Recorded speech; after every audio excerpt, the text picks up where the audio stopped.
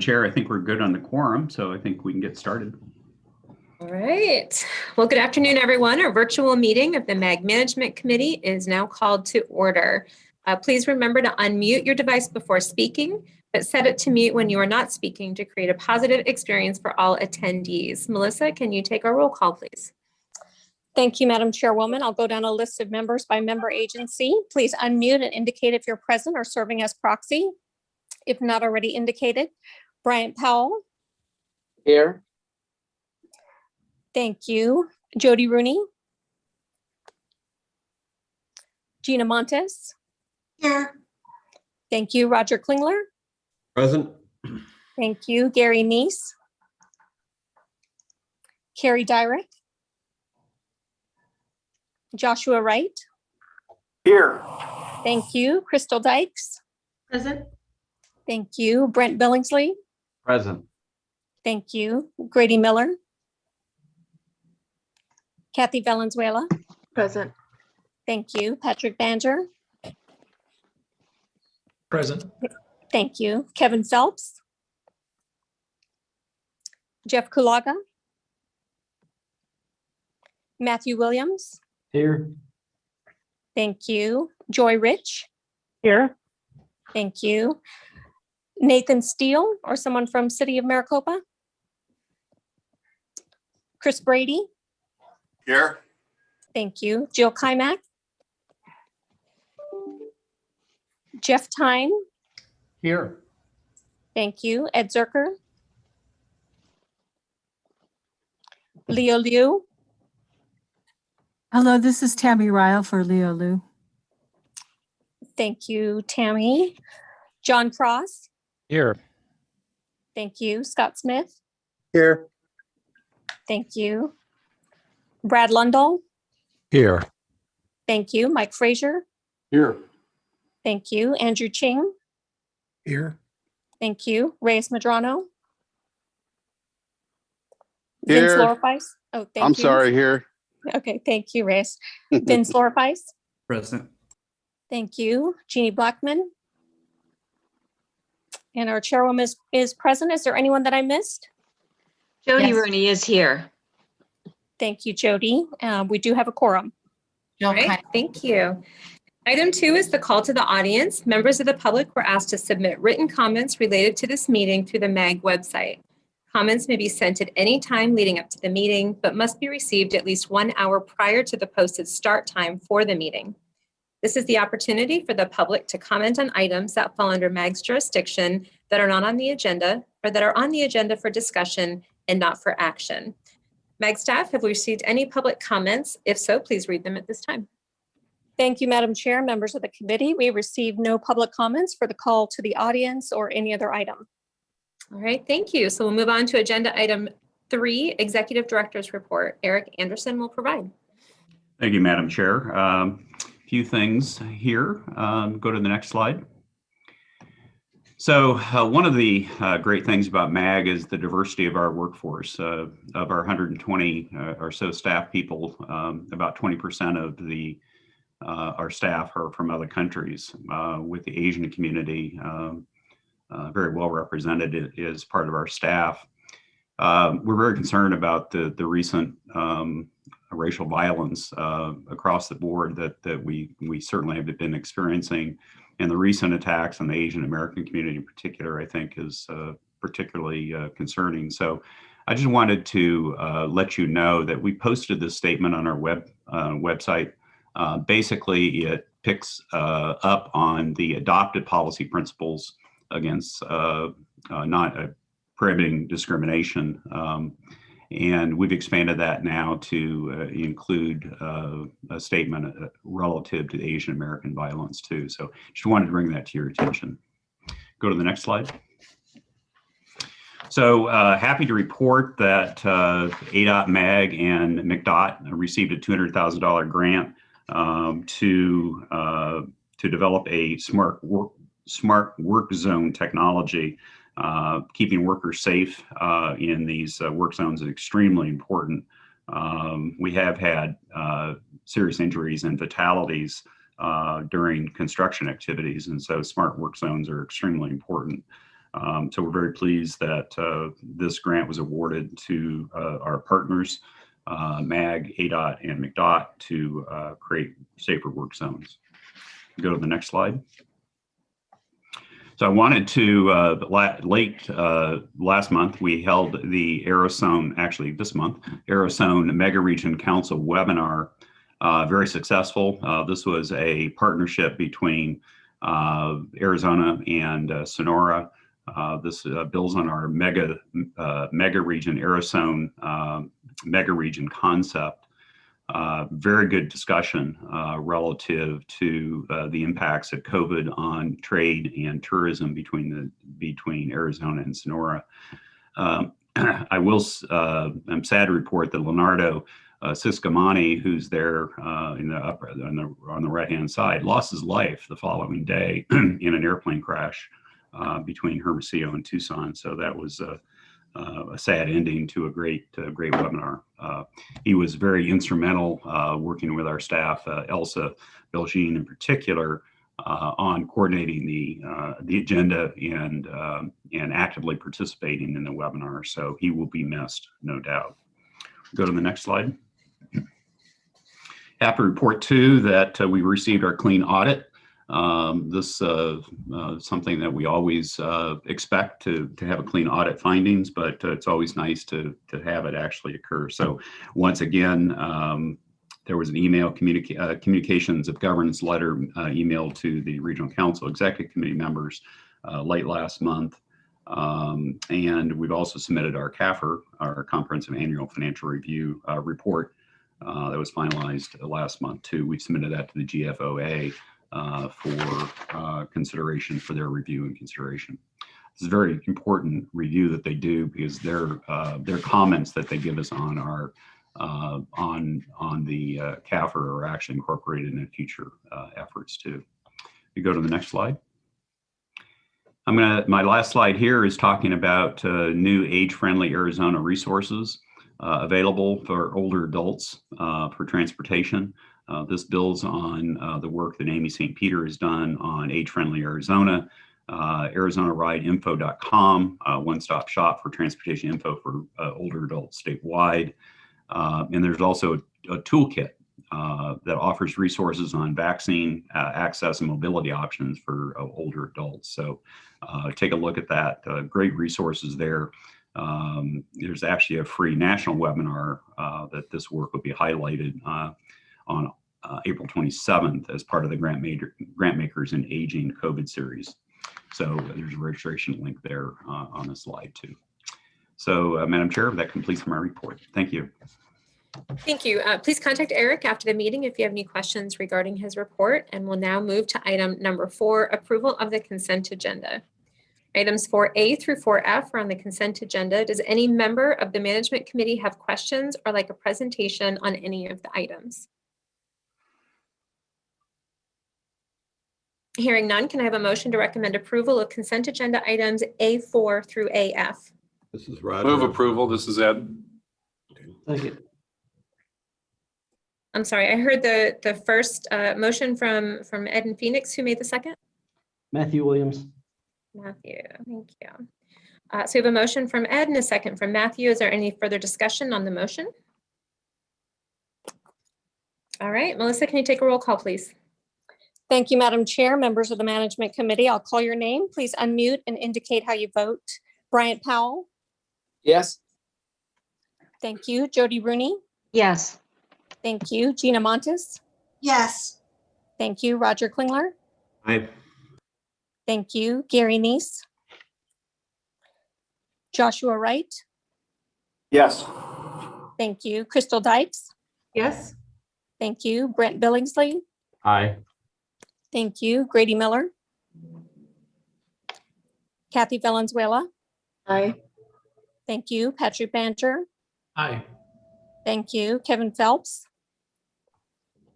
Jeff Kulaga. Aye. Thank you.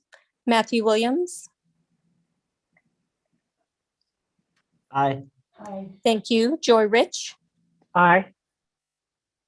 Thank you. Chris Brady. Aye. Thank you. Jill Kymack. Yes. Thank you. Jeff Tyne. Aye. Thank you. Ed Zerker. Yes. Thank you. Tammy Ryle. yes, Thank you. John Cross. Aye. Thank you. Scott Smith. Yes. Thank you. Brad Lundell. Aye. Thank you. Mike Frazier. Aye. Thank you. Andrew Ching. Aye. Thank you. Reyes Madrano. Aye. Thank you. Vince Lorfeis. Aye. Thank you. Jeannie Blackman. And Madam Chairwoman, how do you vote? Aye.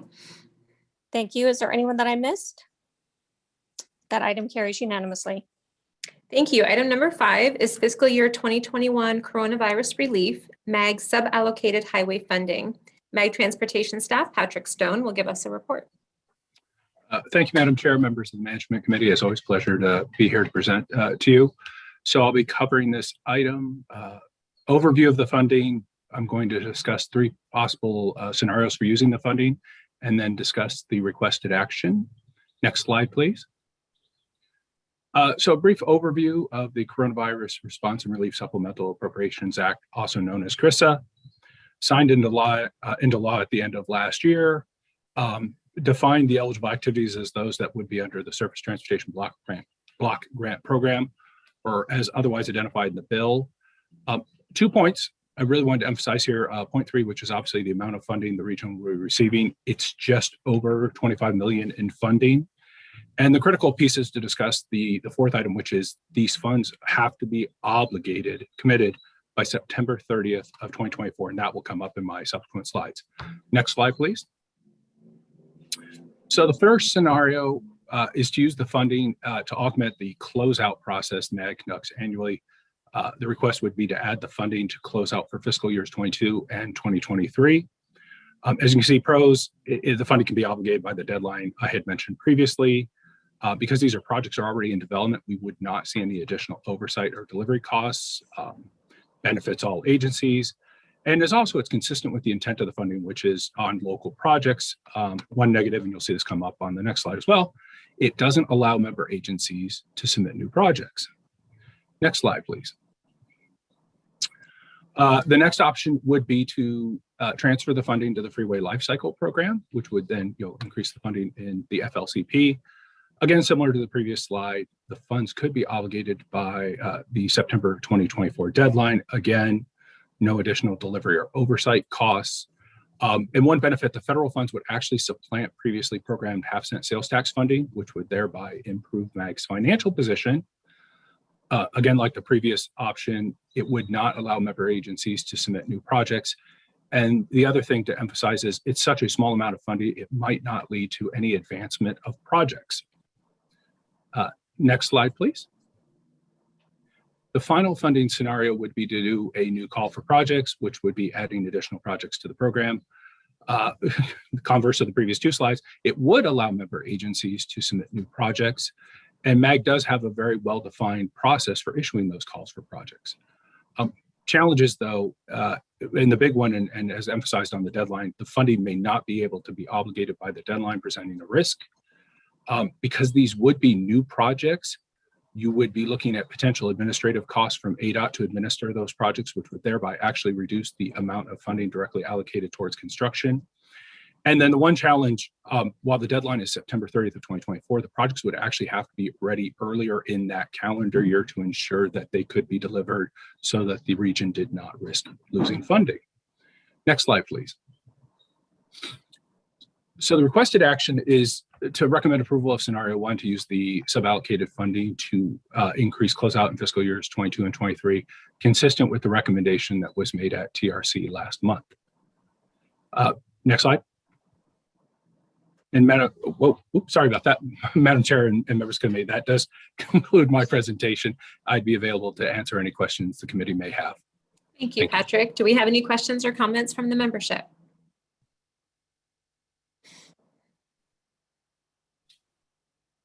All right, this item is on the agenda for action to recommend approval of the proposed Coronavirus Response and Relief Supplemental Appropriations Act of 2021 funding allocation. Can I have a motion? I move to approve scenario 1 for use of the MAG suballocated portion of the Coronavirus Response and Relief Supplemental Appropriations Act of 2021. This is Brent.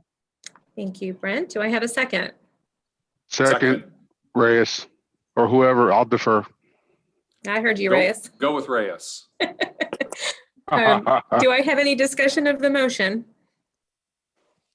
Okay, Melissa, can I have a roll call? Yes, thank you, Madam Chairwoman. Members of the committee, I'll call your name. Please unmute and indicate how you vote. Bryant Powell. Yes. Thank you. Jody Rooney. Yes. Thank you. Gina Montes. Yes. Thank you. Roger Klingler. Aye. Thank you. Gary Neese. Joshua Wright. Yes. Thank you. Crystal Dykes. Yes. Thank you. Brent Billingsley. Aye. Thank you. Grady Miller. Aye. Thank you. Kathy Valenzuela. Aye. Thank you. Patrick Banger. Aye. Thank you. Kevin Phelps. Jeff Kulaga. Aye. Thank you. Matthew Williams. Aye. Thank you. Joy Rich. Aye. Thank you. Chris Brady. Aye. Thank you. Jill Kymack. Aye. Thank you. Jeff Tyne. Aye. Thank you. Ed Zerker. Yes. Thank you. Tammy Ryle. yes, Thank you. John Cross. Aye. Thank you. Scott Smith. Yes. Thank you. Brad Lundahl. Aye. Thank you. Mike Frazier. Aye. Thank you. Andrew Ching. Aye. Thank you. Reyes Madrano. Aye. Thank you. Vince Lorfeis. Aye. Thank you. Jeannie Blackman. And our chairwoman, how do you vote? Aye. Thank you. Is there anyone that I missed? That item does carry unanimously. Our next item is funding for homeless initiatives. MAG Deputy Executive Director Amy St. Peter will lead this discussion. Thank you very much, Madam Chair, members of the Management Committee. It's a pleasure to be here today. We appreciate this opportunity to provide an update on these regional homelessness efforts. And even more so, we appreciate your patience. We understand that everyone's very eager to move to action, and we are as well. So we are doing just that now. We are preparing to move to action and are eager to share with you the results of the outreach and the research, which are largely completed. We'll be able to share some of those insights with you today. And then we'll be able to also hopefully engage in a very specific dialogue with you about the funding that can be made available to support these efforts moving forward and to be able to really implement those regional strategies. Some of the most important messages that we want to share with you today are these. One, we need to offer a full range of homeless assistance programs throughout the entire region. These need to be data-driven and outreach informed, and we're excited to be able to offer these strategies for your vote next month. Two, we need to move to action. We need to move to action on these very quickly and to make sure that we're implementing true, meaningful changes throughout the region. And then three, all of this will require funding, and hence the focus of this presentation today. So I'll be offering a brief update on the status of these strategies. Sapna Gupta from our team will be offering the results from the Municipal Expenditures study. And then Joanna Carr from the Arizona Housing Coalition will offer her analysis on the COVID relief funding that's been coming into or will be coming into the region. So we're excited to be able to share all of that with you. And as you listen to these presentations, we ask that you might consider what funding your communities can set aside to support these regional efforts to address homelessness. If we coordinate our resources, we can maximize our impact and the positive impact that we have, not just in our communities, but on the lives of people who are experiencing homelessness who are at risk for experiencing homelessness very soon. We started discussing this issue last month, and today we hope to have a deeper dialogue with you about some of the opportunities that might be brought to bear to further this important work and to support collective action. Next slide, please. Again, this is the overall timeline since we started last fall in strengthening that regional response to address homelessness. The research and outreach phases are nearly complete.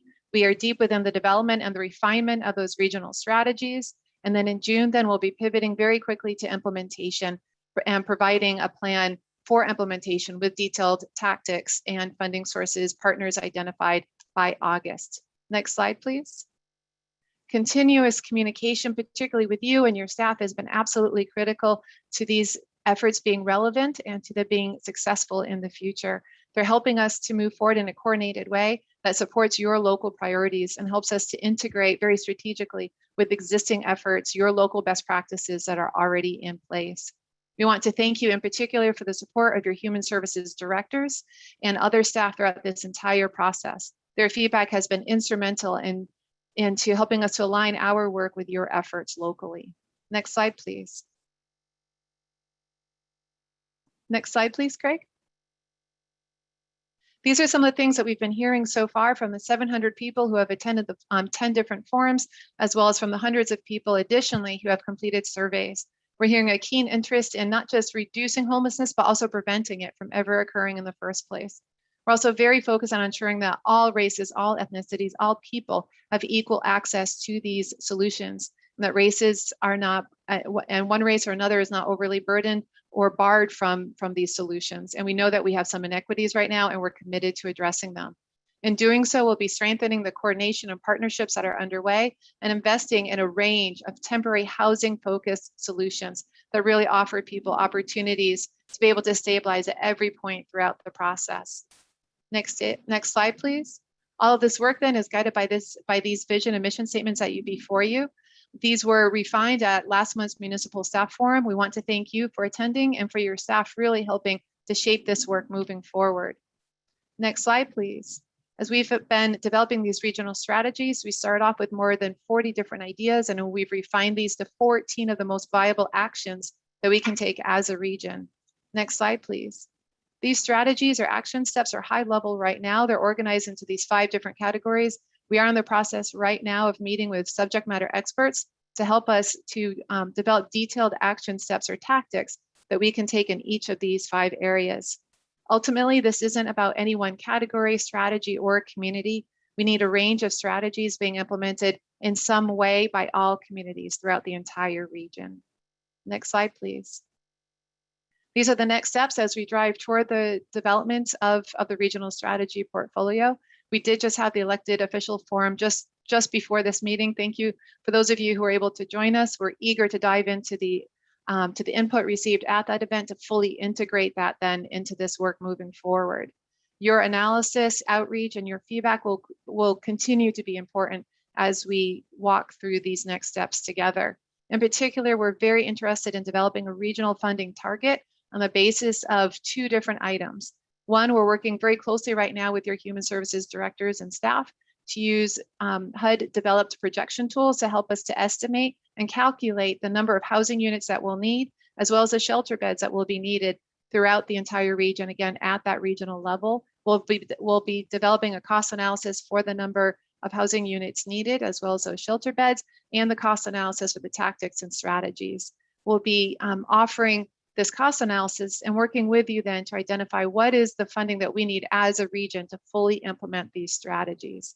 We're continuing to fine-tune ongoing tools such as a hand-up homelessness asset map and being able to, again, offer that regional portfolio to you in May. We'll have the capstone event on June 10th. That date was just set. Please do mark your calendars, where we will invite all of the forum participants back to look at how do we break down silos and build bridges to be able to implement and create meaningful action together in a coordinated fashion, and then developing the implementation plan to you in August. I'm very excited about being able to move forward on that work with you. Next slide, please. So I encourage you to please reach out at any time with your questions, your suggestions, your ideas. We do value your feedback and are thankful for this opportunity to partner with you. At this point now, I'd like to invite my colleague and coworker, Sapna Gupta. She's been leading the efforts on very complex, detailed analysis of the municipal expenditures, and we'll be talking a bit about how to use this data then and moving forward, again, driving change throughout the region. Next slide, please. And on to you, Sapna. Oh, I'm sorry, on to you, Joanna. At this point now, I'd like to invite Joanna Carr. She's with the Arizona Housing Coalition, and she will be talking a bit about her analysis of the COVID relief funding, and then Sapna then will follow with the municipal expenditure data and analysis. Joanna, the floor is yours. Thank you. Thank you, Amy. So hi, everybody. Thank you for having me today. The purpose of my presentation today, as Amy mentioned, is to provide an overview of the federal stimulus tracker that we created for housing and homelessness. This project was created early on in the pandemic in response to what we found to be a lack of knowledge amongst our community members of the federal funds that were streaming in to the state, their allocations and their intended purposes. I'm just going to quickly drop a link here to the tool so you all have it. That's now in the chat box. So the project intends to track funds supplemental to existing HUD allocations that have come through for COVID-19 response purposes from the federal government. And the tracked funds broadly derive from 3 federal bills. The CARES Act that was introduced in March of 2020, the US Treasury Emergency Rental Assistance Program introduced in December 2020, and the American Rescue Plan Act that was recently signed into law on March 11th of this year. 1.8 billion has been tracked for Arizona so far for housing and homelessness related purposes, and that includes estimations from the American Rescue Plan Act. 500 million has been tracked for Maricopa County, that does not include the American Rescue Plan Act allocations, and we're still waiting to hear the details of that, and they'll be added once known. Next slide, please. So here on the slide, you'll find a list of information that can be viewed in the tracker. Using the various tabs, note that there is a separate tab at the end of the tracker document specifically for Maricopa County. Since the original purpose was to track statewide, we hadn't broken it down, but I think you will find that addition helpful. You will also likely find the Information and Resources tab useful if you want to see more information about the various funds. And what we really hope is that the tracker will be used as a universal resource available to any entity or individual who is interested in how stimulus money is being spent and allocated. We have used it at the Arizona Housing Coalition as an advocacy tool to identify where unspent funds may be, and to advocate for specific expenditure uses depending on the local need. And we really are hopeful that this will be a helpful tool to Maricopa County as the county moves forward with the regional plan and regional coordination. Knowing where the funds are and how they're being spent and what they can be spent on will be important in this effort. Next slide, please. I just want to provide a very quick overview of the funds that have been tracked. The CARES funds were divided into existing or newly created grants that are listed here on the screen. There were more, but these are all that was tracked for Maricopa County specifically. Note that most of these are existing grants that had been added to, such as CDBG, ESG, etc. However, HUD did issue flexibilities and waivers on how these funds can be used to make sure that the grantees were able to use the funds flexibly. The Coronavirus Relief Fund and the subsequent Arizona CARES Fund provided by the governor are newly created grants. And a total of 276 million has been tracked for CARES funds for Maricopa. Next slide, please. Just a quick question, Madam Chair. Yes, please go ahead. I just want to make sure I understand. When you're talking about Maricopa County, you're not talking about the organization that Joy Rich is in charge of, right? You're talking about all of us in Maricopa County who got disparate allocations. Can you just clarify for me what you mean when you say Maricopa County, please? Sure. Sorry. Yes, it's all of the jurisdictions within the Maricopa County geographical area that received allocations. So not just the county, but the cities also. So excellent. Thank you. So, Madam Chair, quickly. Yes, Chris. Wait. So again, to clarify what was just said, because either this is a gross underestimate of the dollars, right? So are we saying Arizona, what is the CARES, where's the CARES funding? Is that the 137 million? Because there was a lot more than that came into this region, right? I guess I'm trying to understand, is this just a lack of, you just didn't get all the information from every community, or what's your sourcing for this? So this tracker is specifically for allocations related to housing and homeless efforts. Okay, so I understand that, but that makes the assumption. So as the CARES dollars came to communities, I mean, several of them might have participated or contributed some of that to housing, but there were a lot of other funding options. So you're just tracking what from CARES was directly just to funding, not what was totally available. Is that correct? That's correct. Okay, thank you. Okay. Important clarifications. Thanks for the questions. Okay, next slide, please.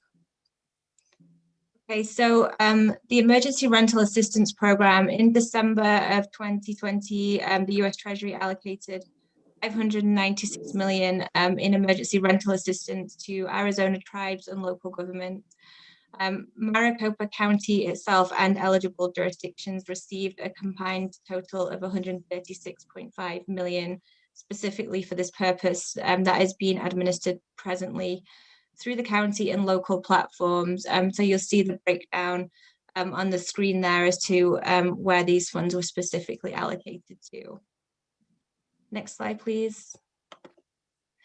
And then finally, on March 11th, President Biden signed the American Rescue Plan Act into law.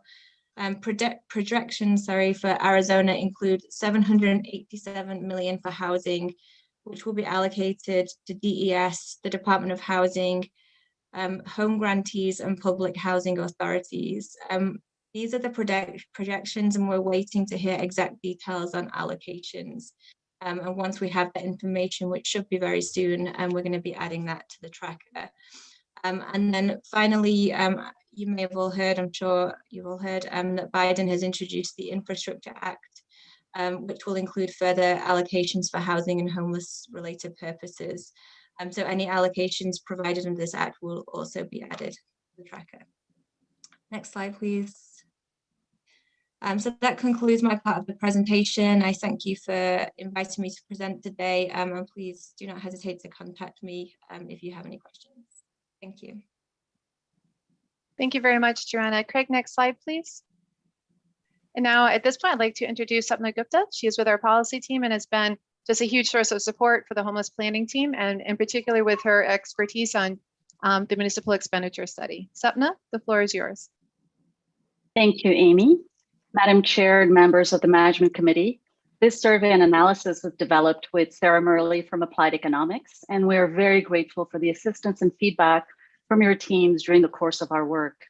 The goal of the survey is to create a snapshot of fiscal year 20 expenditures on programs and services to address homelessness, along with the additional expenditures that were incurred to respond to the pandemic emergency.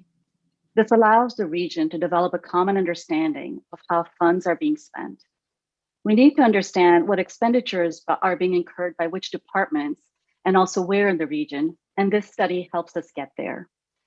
This study also provides insight on how to fund the portfolio of strategies that will be proposed next month that Amy has talked about, and it highlights the need for interdepartment coordination as well as intercity coordination. Next slide, please. So the survey results reflect the responses from 16 municipalities and Maricopa County and Pinal County.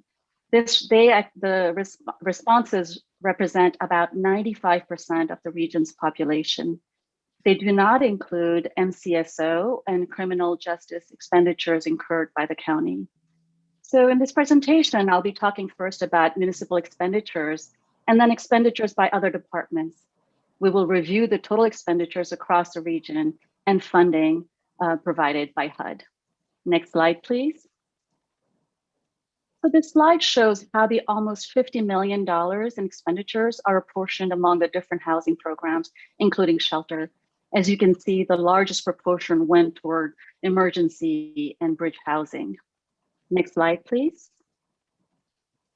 This $60 million includes categories that encompass services to people experiencing homelessness and other low-income people, and it includes homelessness prevention, which was bolstered last year by pandemic relief funding.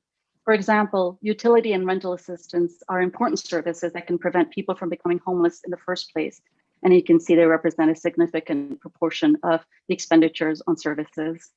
Next slide, please.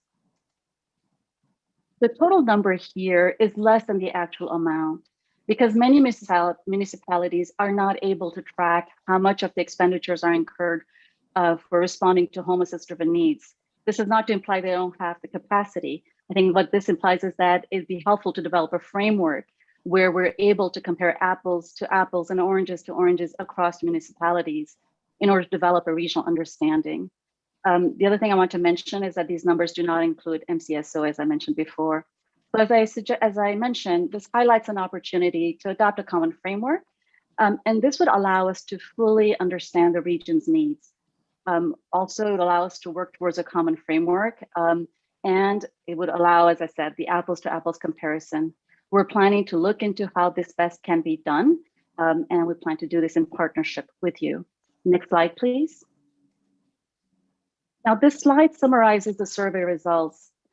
As you can see on the slide, by far, the two largest categories are housing programs, including emergency shelter and services, and then prevention services. So we expect departmental expenditures, as you see the 9%, that proportion to increase once we incorporate the full numbers from MCSO and from the county. Next slide, please. Understanding the current expenditures and which parts of the federal COVID relief dollars that have come into our communities can be deployed is an important input into future decision-making, as you just saw from Joanna's presentation.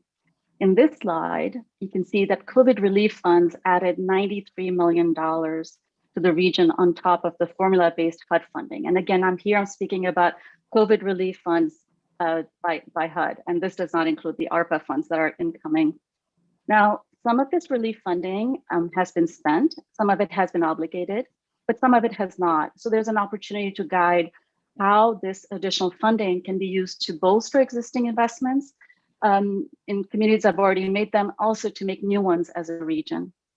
As Joanna has mentioned, more relief funding is coming into the region from ARPA and potentially from the proposed infrastructure bill. Next slide, please. In conclusion, this study is a baseline necessary step in order to plan the next steps in addressing homelessness on a regional basis. Information on these expenditures hadn't been mapped out this way before. This is the first step in developing this regional understanding of where and how funds are being spent. What the study has done is highlighted the opportunity for the region to coordinate how these expenditures are measured and categorized so that we're able to make apples to apples comparisons when looking at these expenditures, but especially when planning future investment. This will help us develop effective regional strategies, a portfolio of which will be proposed next month, as Amy has mentioned. Madam Chair and members of the Management Committee, this concludes my presentation. Amy, I'm passing the floor back to you again. Great, thank you. So, Ed, Madam Chair. Could you go back one slide, please? Just trying to take this one in, went by kind of fast. This just seems low. Because I know, well, in Phoenix, we're putting out, almost $20 million of CDBG ourselves right now in an RFP, and that's not all of our funds. So are you saying this is the comprehensive look, or this is all that you got reported to you, Sapna? So this is a great question, Madam Chair, and that this is a great question. This is, in terms of these figures, this is what is reported on the HUD website, and there is a lag on that. So it's focusing solely on what HUD in its HUD Exchange site has listed for these funds. So you're right, there are other sources of funds that are used for housing and homelessness. And so we will update the slide to reflect that. So this is coming from one specific source, hence why it looks like the figure is low. And then just a follow-up, and maybe I missed it in all this, are you tracking general funds from regional cities that are being spent too? Did I miss that slide? I could have. Yeah.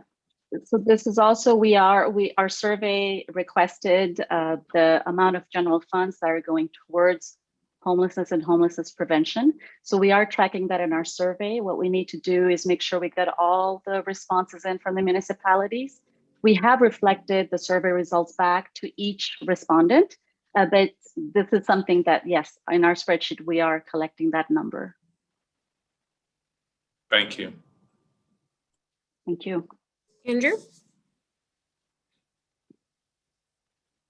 Hello, great presentation. I just want to make a clarification if I'm right, which is that these HUD funds, while they, whether or not the numbers are all accurate, is it fair to say, Sapna, that these numbers include funding for programs that, while they may have relationship to homelessness indirectly, aren't necessarily all dollars, federal dollars, that are earmarked specifically to fight homelessness? Is that a true statement?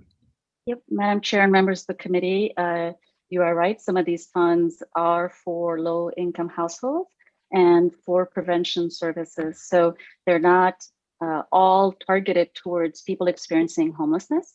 It's definitely going towards some low-income households that are facing strain due to the pandemic, and including the annual HUD numbers as well. They're not all focused only on homelessness. Got it. I appreciate that. I mean, if we think about all of the dollars that government at any level spend in social service programming, I mean, we could probably make relationships between those expenditures and how they may impact down the line, whether or not someone becomes homeless in the future. I think maybe my suggestion would be that we hone in on specific dollars that are allocated for homelessness, be it shelters, rapid rehousing services, et cetera, et cetera. That kind of breakout, as opposed to the more generalized funds, might also be helpful. Thank you. Thank you. Thank you, Andrew. Chris? Thank you.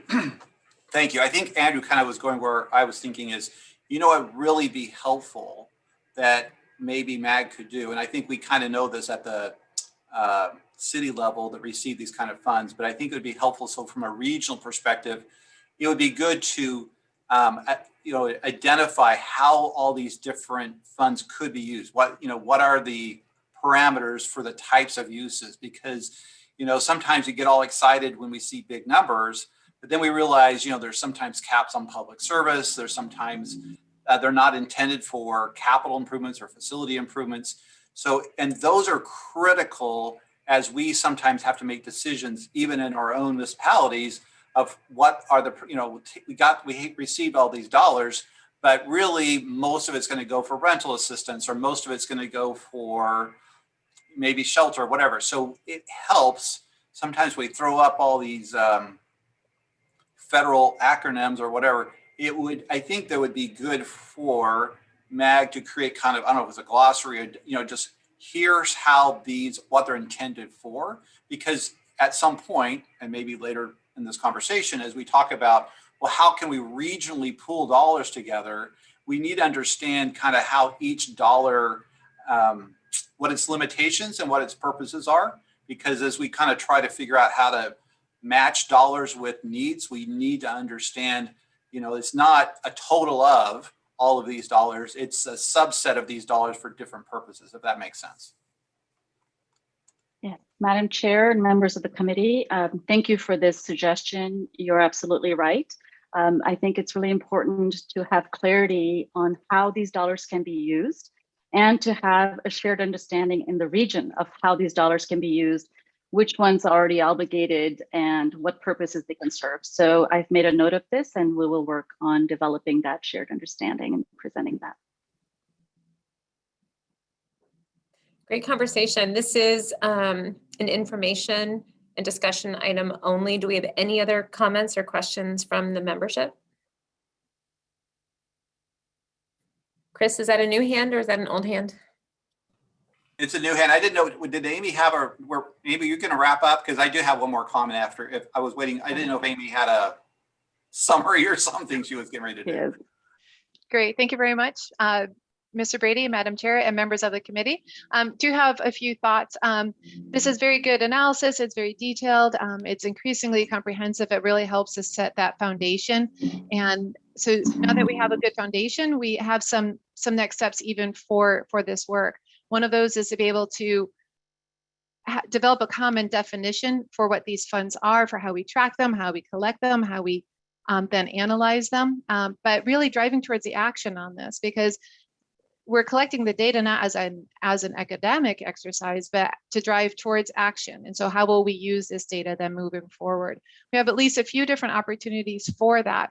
So as I mentioned before, we have those 14 different strategies, and we're developing a whole range of tactics. A few of those, though, we're very interested in possibly accelerating, and there's 3 in particular.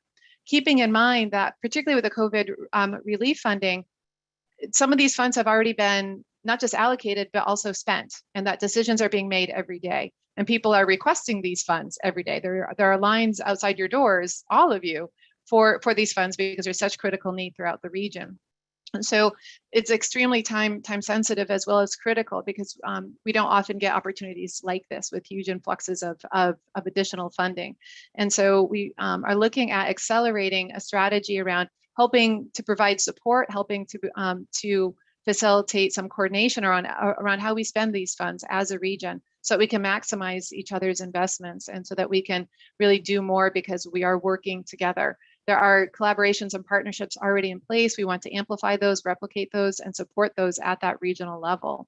The second area then, so beyond the COVID funding, is looking at the possibility of either supplementing or creating a new flexible funding pool, because we're hearing from people across the board from all sectors that the funding that we have available is appreciated and extremely helpful. Sometimes it's not quite flexible enough. There are some things that are still critical needs and barriers for people from overcoming their homelessness that no funding source will fund at this point. And so are there opportunities then to, again, pool our funding and being able to really leverage our collective action? There are examples underway, such as with the City of Glendale with their master services agreement, where they're doing a procurement, and teams of nonprofits are then responding, saying we can provide collectively these services. Are there opportunities to pool funding, pool procurements, perhaps? And these are ideas that we would like to delve into more deeply working with you.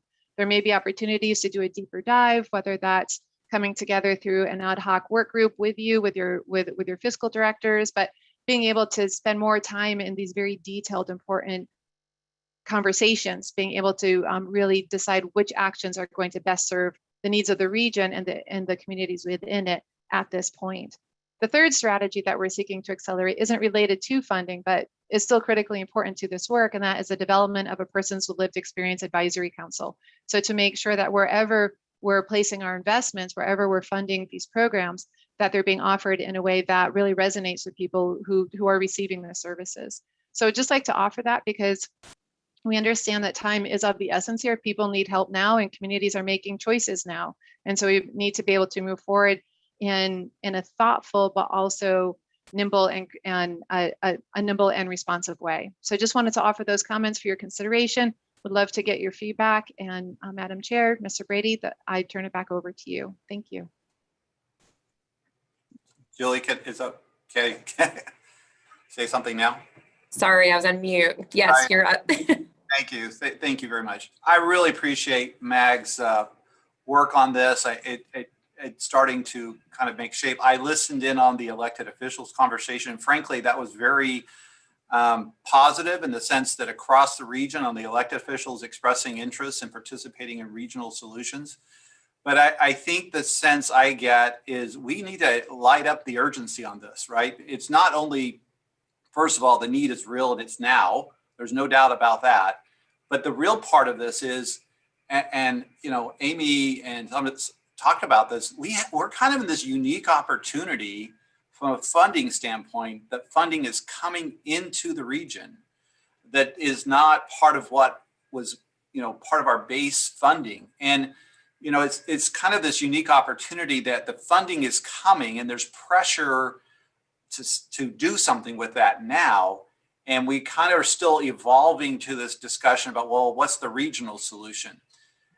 And just to be kind of bold and crazy, I really think we as communities, as part of this region, almost have to say right now, we know that we're going to support a regional solution, and we're willing to do right now. We're going to commit, and I would say, let's put it on an agenda and say, at least for now, we're all going to commit.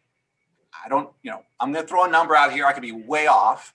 You know, at a minimum, we're going to have $100 to $150 million come from the totality of all our MAG communities that we're going to pull out of, set aside from the dollars that are coming in, proportional to the way we do our assessments. I mean, we've got to come up with something so that when the groups that are coming back in, was it June, with this capstone, that we say, okay, we want a regional solution that doesn't include putting more facilities and more services where they're already overcapacitated and overconcentrated.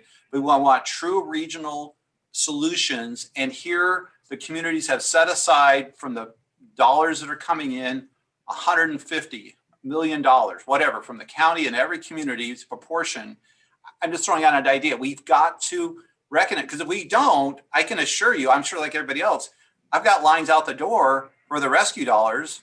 And, whether it's public safety or whether it's helping with food distribution, whatever. And it seems like we have an opportunity to say, why don't we pool our dollars together and make that commitment now that we will hold whatever that amount is. I just threw out some numbers so that we can have, when we come up with these solutions, we can say, well, we already know the region has a commitment of X $150 million, whatever that number is, that is available now for us to drive real solutions and proposals. So that's just something I think we need to do. If we don't, we will lose the opportunity, because those dollars will be, we know what's going to happen. The pressure is going to become from many other needs, valid needs in our communities for those dollars. But if we don't quickly start to identify the dollars we could use on a regional basis, I worry that this opportunity is going to pass us by. So that's just one opinion.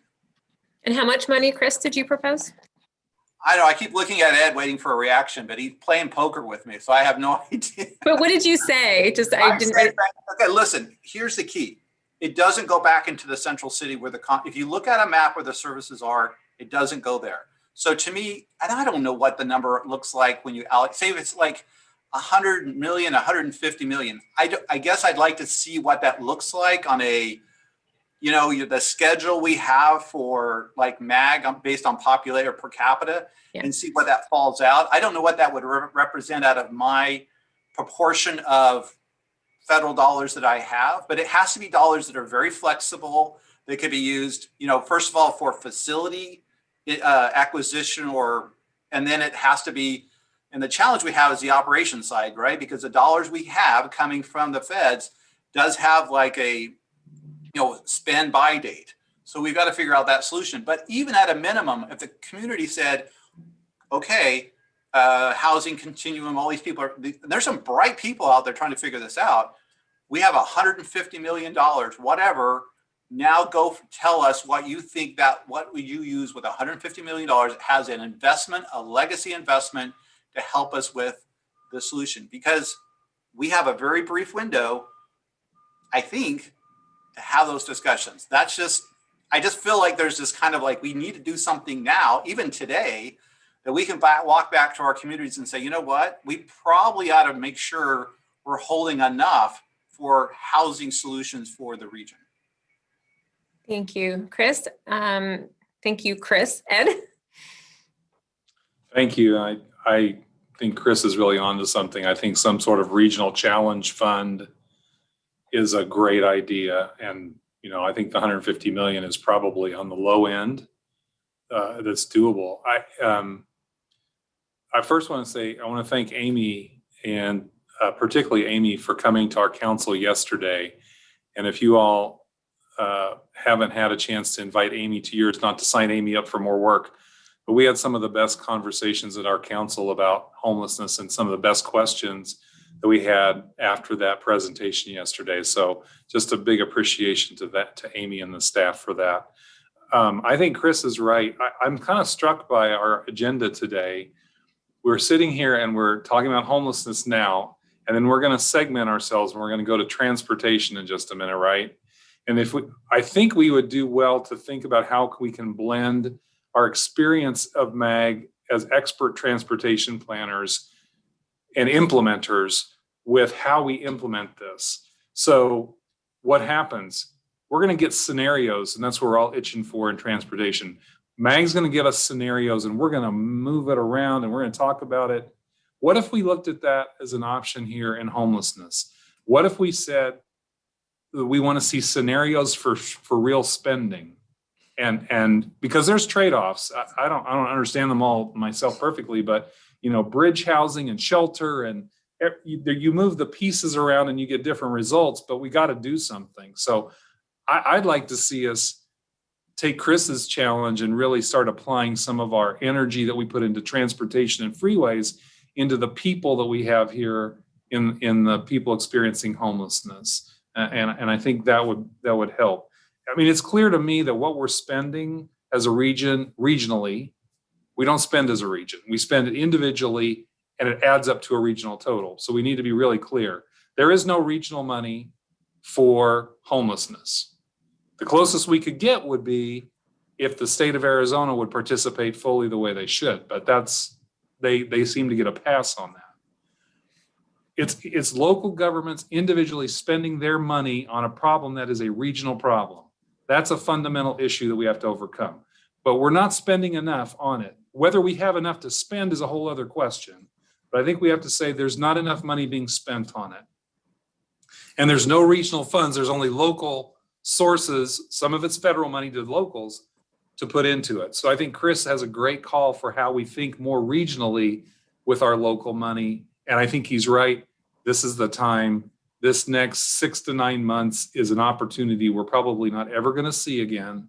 And we as management, as the management committee, we need to seize this opportunity and help our elected officials find a pathway or pathways to choose from to do something real. If we miss this, we're not going to have an opportunity like this again. So I want to salute Chris for just capturing that in a way I hadn't really thought about until he said it, but he's right on the money.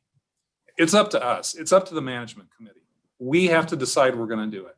It's not going to happen at regional council without us figuring out the pathway, the scenarios, and the options. And this is Jill. The other thing that Chris said that I think was critical is identifying it early, because we do have a long list. The police department already wants whatever they want.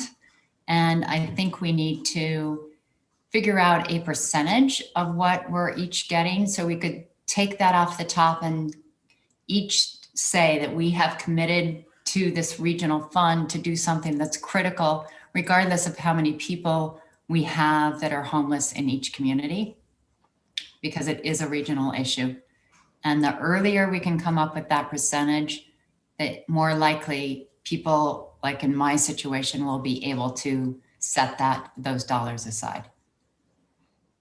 Great comments. Andrew?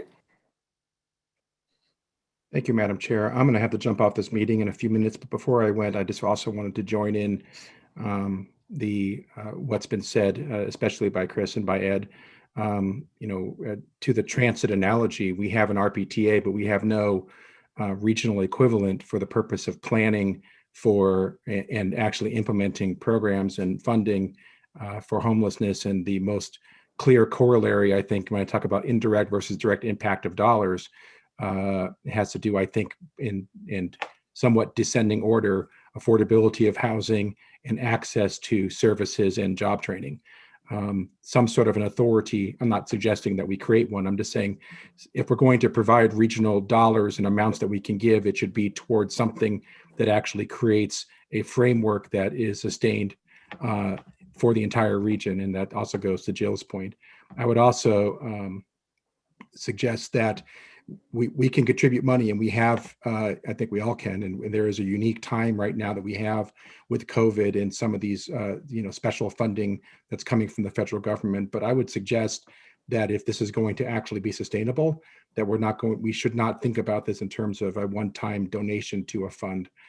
Some sort of ongoing funding sources seems to me, if you're going to address the issue, you ought to address it comprehensively. We didn't all just pay one time in 1985 and say, I guess this is enough to cure our freeway and arterial problems.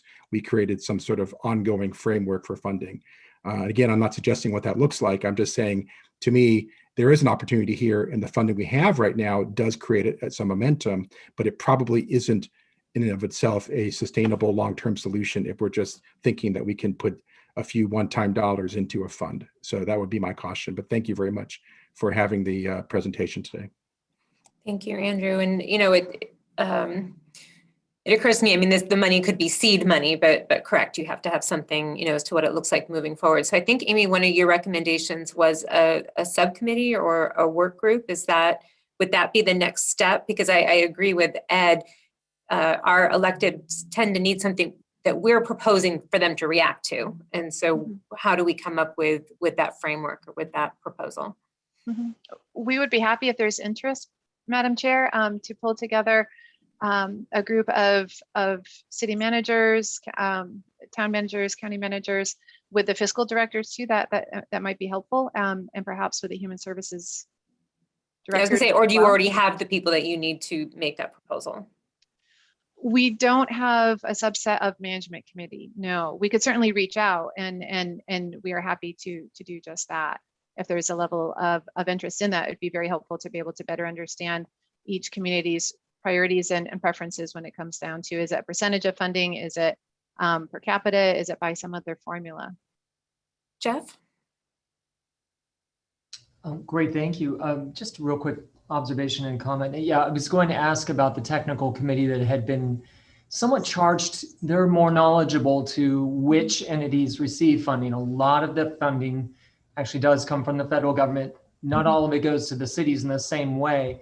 So there was a lot of interest on how much goes to there, how much goes to MAG and the COC committee, how that's decided and allocated. I was real curious to see on those pieces. It might be that if you are going to do a subcommittee of some kind, you kind of get a feel for those sources and uses a little bit more, because again, a percentage or off the top wouldn't necessarily be equitable, not knowing that certain groups get more than say others right off the top, first off.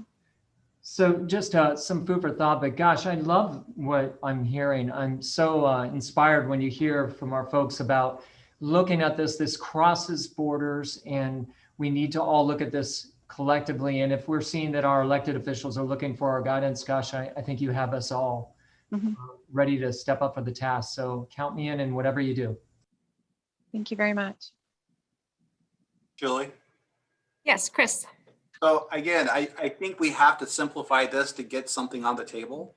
And, Ed always takes me one level up, he's always, pushing me. So I think MAG needs to come back with, in their next meeting, or put out a scenario that says using the current per capita formula.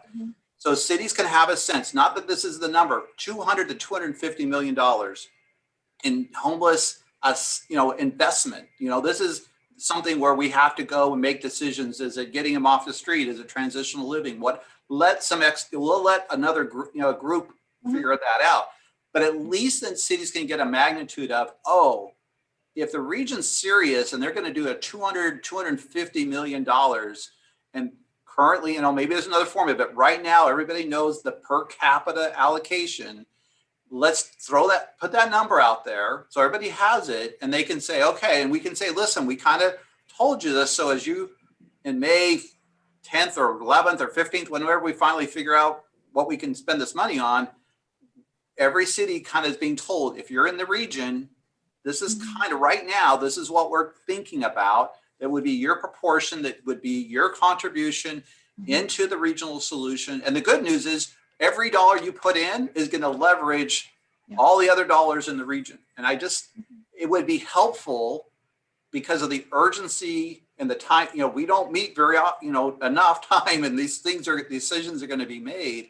And I don't want a city to go, oh, sorry, we just, bad timing, because our council just had a council study session and we just allocated all our rescue funds and all our COVID dollars. And so that would be just too much for us to come up with our proportion. I just think it would be helpful to have the dollar scenarios out there. And then also, I love the idea that Ed put out there. I think in that May, June timeframe, that capstone is now, here's 4 scenarios on how we would take $250 million and invest it outside of the core city in however we want to address it. And then here is the ongoing, to Andrew's point, the ongoing operational costs that we'll have to also figure out how to invest in or budget out into the future. I think that's what we do as city managers. Those are the scenarios we bring to our councils. And I think we need to push this issue quickly with some urgency based on need and opportunity. Patrick? Yeah, thank you, Julie. And I agree. I understand the urgency, and for some cities that are experiencing greater degrees of this crisis than others, I certainly appreciate that. And I would just, we are certainly willing to be a part of this conversation and finding solutions. And I would just echo Jeff's comments. If we're talking about the funding we've received through these stimulus acts, some of us received far less in funding than others. And so there does need to be some type of consideration of the various sources, uses, and how those funds were allocated as we look at a collective pool of money that hopes to be raised by various communities as part of this effort. Madam Chair, if I may? Yes, please, Amy. Thank you very much, Madam Chair and members of the committee. Very much appreciate all of the ideas, the feedback moving forward. What I'm hearing then, and please let me know if what's being said is different, is that there is interest then in staff being able to work with our other technical partners and being able to bring forward perhaps a few different of the scenarios.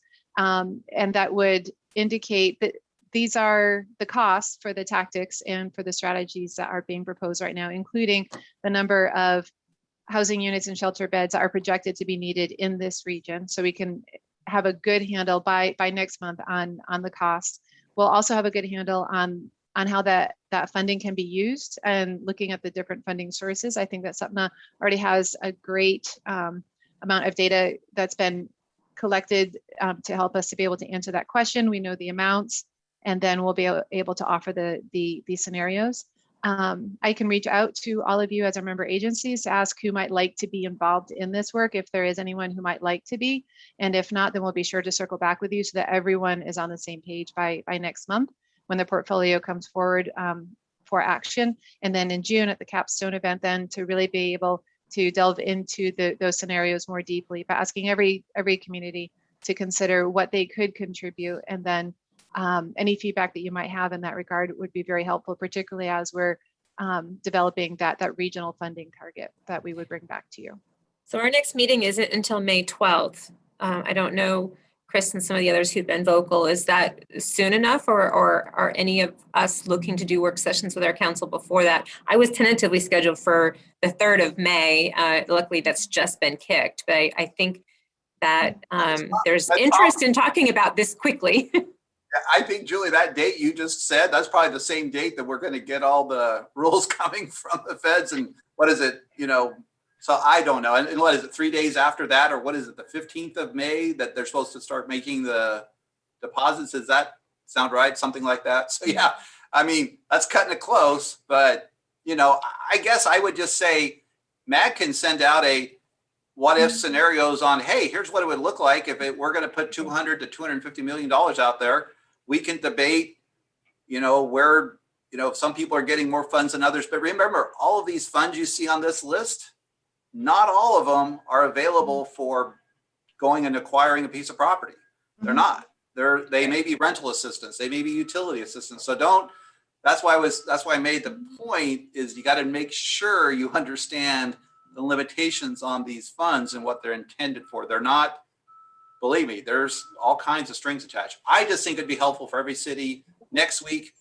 Here's what $250 million might be if the region were to come up and say a per capita scenario looks like. If that doesn't work, that's fine, but at least it's a starting point. It's at least a conversation that can be debated and chewed on, but at least there's a number out there. Mm-hmm. And again, to Andrew's point, these are one-time dollars, so how, what it looks like. And so maybe if I could suggest, Amy, that we start with the 150 that Chris originally put out there and then kind of show a couple different scenarios, maybe up to 250 million, just according to the formulas that we already use for some of our other activities. And perhaps to some of these points, it just gives us a sense as we're beginning these conversations internally that, down the road, there may be an ask. And so we'll definitely have this on the agenda for May 12th. Before Julie, I would say, I'm sorry to interrupt, but I would just say, yes, this is one-time money that we're getting now. But when we're going to get serious about this conversation, we're going to have a conversation about ongoing money. There's no way around that. We're all going to have to deal with it one way or another. There's going to have to be a regional conversation about ongoing funds. So I don't want to get off onto that tangent right now, but I don't just want that to go by as, well, this is one-time money and we'll do this from our extra. Yep. No, I think this would be the seeding, the entry level into it, and certainly ongoing, but the beginning of perhaps some great conversations. Any other questions or comments from membership on this topic? All right. Well, that was only item number 6. So moving on to item number 7, it's a discussion of the development of the fiscal year 2022-2023 MAG Biennial Unified Planning Work Program and Budget. MAG Senior Accountant Amy Eppley will provide a report.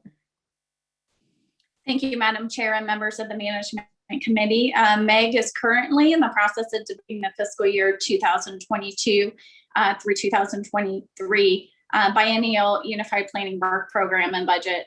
Throughout this process, we've presented updates on an incremental basis for your review and discussion since January. This month's presentation is on the draft budget development to date, which is about 70% complete and has been included in the agenda packet for further review. Throughout this month, MAG fiscal service staff is working to finalize the 30% of the budget, including the total budget personnel costs and the carry forwards.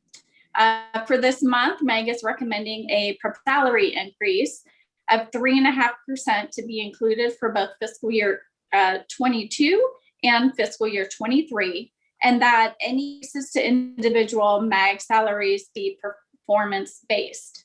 Retaining key staff at MAG is essential to continuing quality level work. Accordingly, MAG staff receives an annual performance evaluation every June, and based on the performance for the year, they may receive a salary increase if one is included in the budget.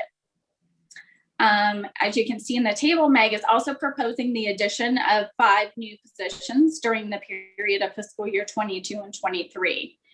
The first one is an ITS communications specialist, and it's needed to support the RCN and MAG member agencies with IT and ITS related tasks, including traffic camera management systems, the RCN network maintenance and support, the fiber optic troubleshooting and maintenance, and various IT and ITS related projects, in addition to help desk or other supporting tasks. The second position is a software engineer 1 or 2, and is needed to help the MAG IT development team address their bug of development tasks and provide cross-training and backup support opportunities by creating software development plans and relational database designs, development, test, implement, and support the existing software and database solutions of MAG, and assist in assessing end user software development and database needs and documentation. The third position is a GIS analyst 1 or 2, and is needed to support the regional analytics division and projects under the partnership with Redon Arizona, Arizona Department of Education, and the SunCloud project. Tasks include development and maintenance of GIS and other databases, including research and collection of data sets. Additionally, the position will conduct spatial analysis, develop maps, and presentations. The fourth position is a transportation engineer 1, and is needed to support proposed program activities and contribute to all required tasks under the transportation data program to better assist MAG RTP goals and fulfill FHWA requirements on transportation data. Anticipated duties include project management, communications, data analysis, data collection, and assistant fulfillment of data requests. And the fifth and final position is a transportation analyst 1. It's needed to support the ongoing emerging technologies, field pilots, and smart region efforts. This position will also support the new innovative travel survey program with duties to include assistance in travel survey design, travel data collection, and data processing, analysis and management of travel and traffic data sets. Other duties include performing software development, transportation models, application, and maintenance and preparation of technical reports and project management. This proposal, along with any direction received today, will be included in the complete draft detailed budget to be presented for approval during next month's committee meetings, along with input received from the intermodal planning group meeting, which is scheduled for tomorrow, April 15th. This item is currently on the agenda today for information and discussion, and I'm happy to take any questions or comments. Thank you, Amy. As noted, item is for information and discussion only. Do we have any questions or comments from the membership?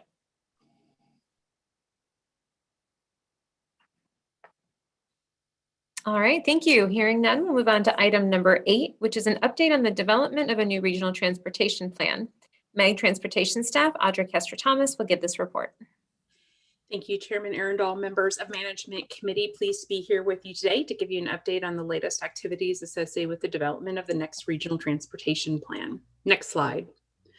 As was included in your agenda packet for today, we've just gotten concluded with a survey of eligible voters in Maricopa County to inform the development of the regional plan. We used likely voters as part of this analysis, and today's presentation will largely focus on those results. We have Kathy DeBoer from West Group as part of our presentation today. Our lead researcher can answer any of your other questions. I'll also conclude today's presentation with a look ahead on the next activities, notably as mentioned already by Mr. Zerker, our scenario planning work that will come out at the end of this month, and our focus on public engagement next month. Next slide. At the request of our policymakers, we initiated a statistically valid survey of likely voters in Maricopa County. With the margin of error for this work is plus or minus 3%, and it was a mixed mode survey to ensure that we received a demographically representative sample across Maricopa County. Our intent was threefold. 1, to better understand transportation priorities of likely voters.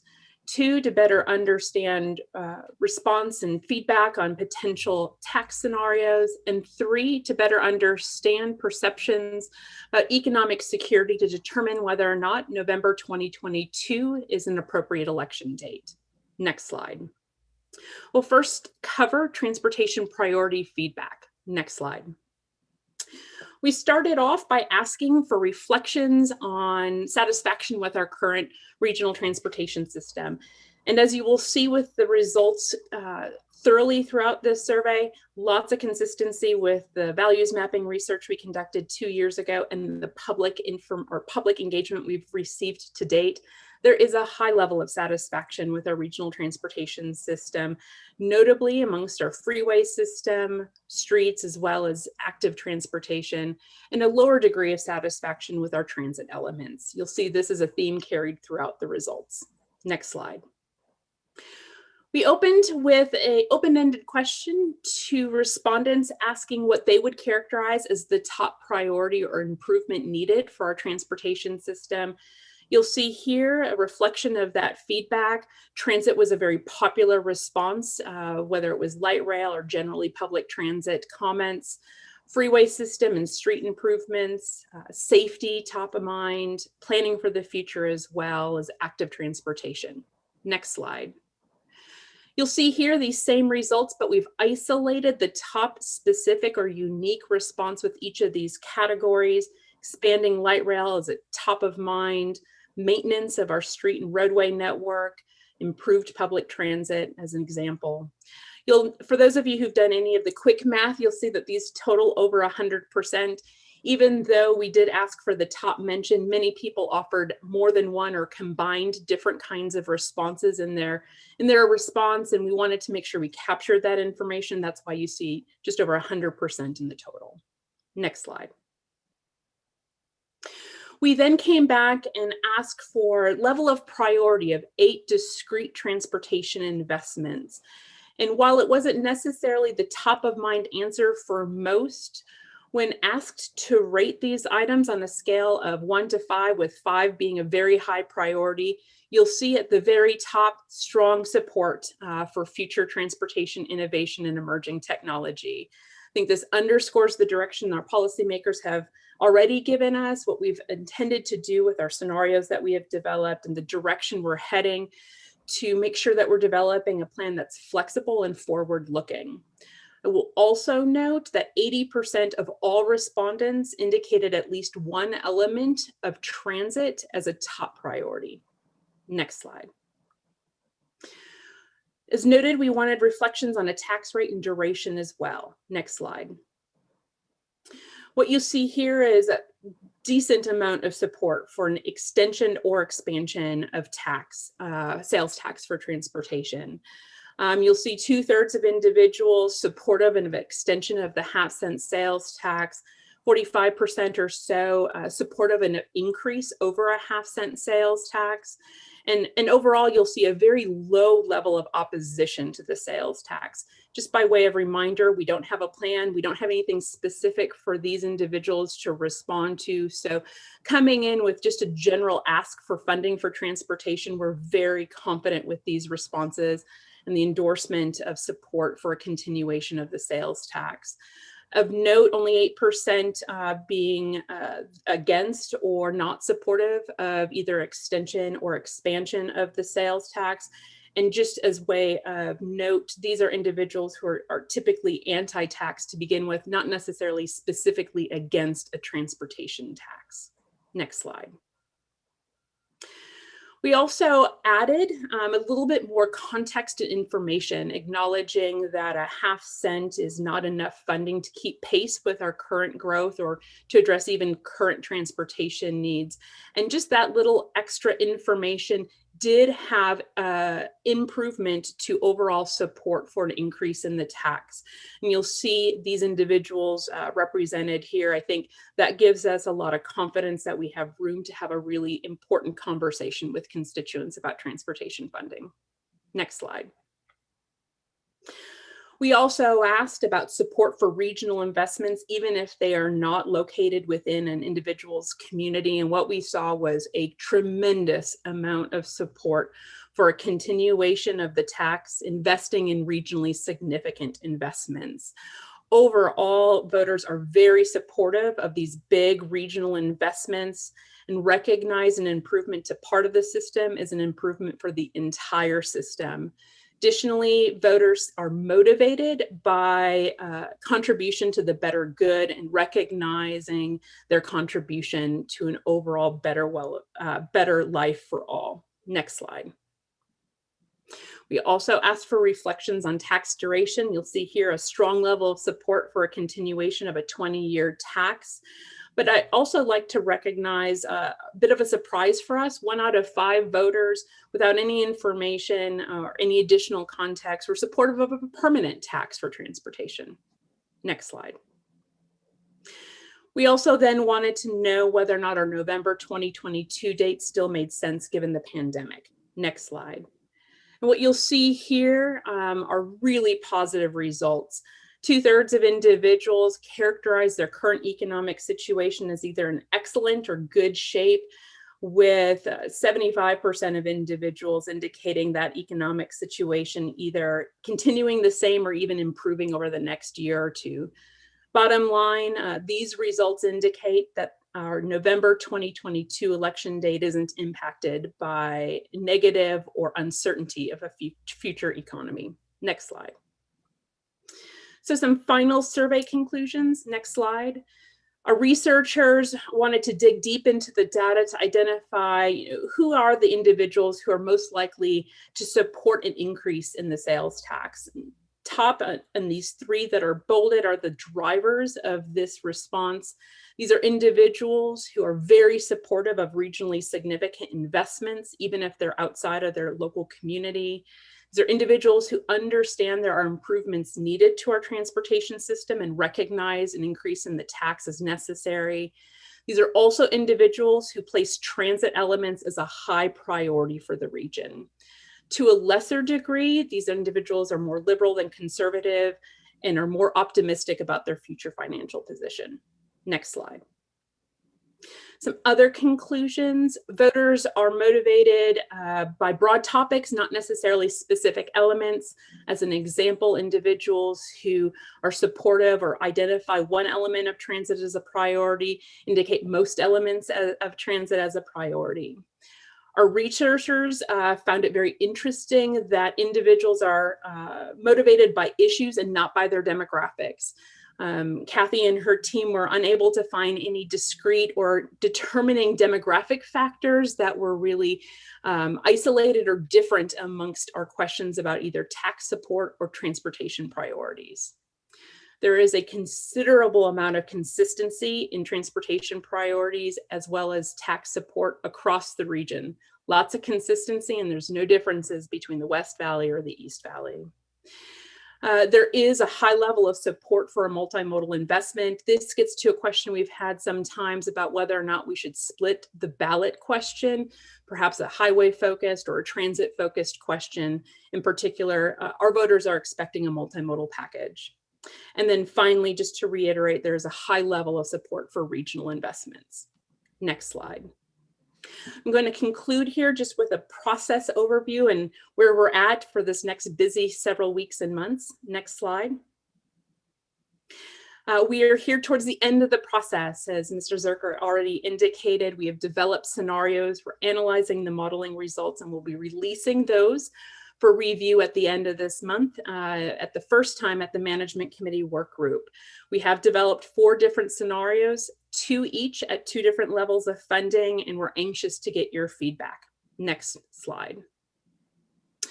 This is our overall process timeline. We'll spend the rest of the spring and into the summer driving from the 4 scenarios. None of them are perfect. None of them are intended to be perfect.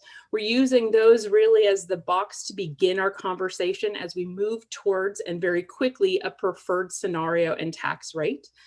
Our intent to deliver that by this summer so we can build the formal plan, go through our formal air quality conformance process, which takes 5 months or so we can deliver the final plan for adoption by regional council at the end of this year. Next slide. Our focus in reviewing the scenarios first with you, but then with the public next month. We know you're anxious to get public feedback. Your policymakers will need this information to make some tough choices ahead. So just awareness that middle of next month, we will have a really big emphasis and push for public engagement, having a variety of virtual opportunities to engage with the public, get their reflections on some of the tough choices we have ahead and what scenario they may or may not be more favorable of. Next slide. So again, we'll conclude this month with initial review of the scenarios with the work group, discuss, reflect some of those key trade-offs and policies that we have ahead, and then really turn quickly towards direction on a preferred scenario as a starting spot. Where are we going in terms of a tax rate? Because the funding level is so germane to the ultimate composition of funding and investments. And then again, June to deliver a draft preferred scenario based on all of that feedback. Again, Madam Chair, I'm here and joined by Kathy DeBoer of West Group to answer any specific questions about the survey analysis, and we can open it up for any questions and comments. Thank you, Audra. Open it to the group. Any questions, comments, reflections on this presentation or the information? Madam Chair, this is John in Queen Creek. Yes, John. I know we're getting close on our time here, so I'll just be real quick. But Audra, thanks for the presentation. A lot of very important information here. To what extent, as you look forward, will this survey specifically be considered as part of the overall sort of where we're at today with public feedback? I know you've got these public engagement activities that you just mentioned, but I'm just curious. I mean, it's tough to figure out, at least for me, what sort of the geographic disposition of some of the responses are. You mentioned a good cross section from east to west, but I'm not sure we know that, do we, with respect to the results here? And I just wonder about what sort of weight this might have as we go forward with respect to everything else that we're considering as part of public engagement and public input. Chairman Arundel, Mr. Cross, thank you for that good question.